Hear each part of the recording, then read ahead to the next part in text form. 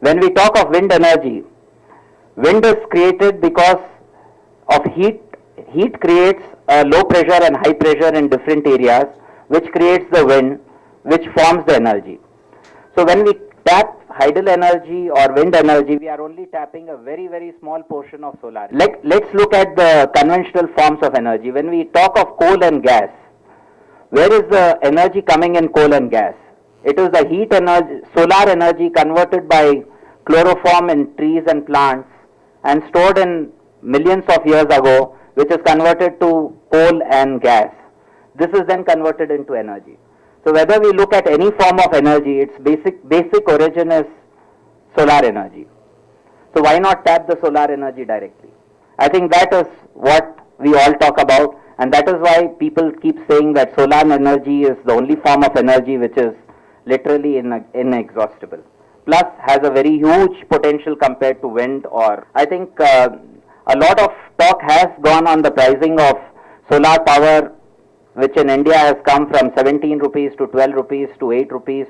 So I think at 8 rupees it looks very, very attractive, and going by this trend, even though it doesn't look plausible for people like us in industry, how it can literally actually go below 8 rupees in the near future, but we seem to be amusing ourselves by quoting lower and lower every time and managing to make money out of it. So I'm sure the solar prices will keep coming down. One thing which has to be kept in mind when we look at the price of solar energy, the actual variable cost of producing energy out of solar power is virtually nothing. It is only the cost of capex and the interest on the capex. Therefore, the cost of solar energy depends on these two things, capex and interest. Capex is continuously coming down. If we can somehow make a situation in which interest rates in solar energy can come down. How can interest rates come down? In India, we pay interest rate of 13-14%. But what is the interest rate on US Treasury? It's less than 1%.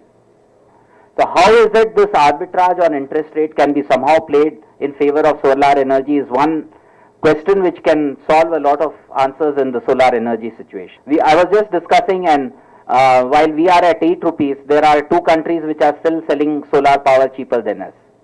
China is selling at 12 US cents per unit, which is roughly about 6.5 rupees. And in US itself, it is 9.2 US cents. So there is still scope for solar energy prices to come down, given the fact that the interest rate has to come down. Also, the other factor is the capex on solar energy in India is probably next only to China.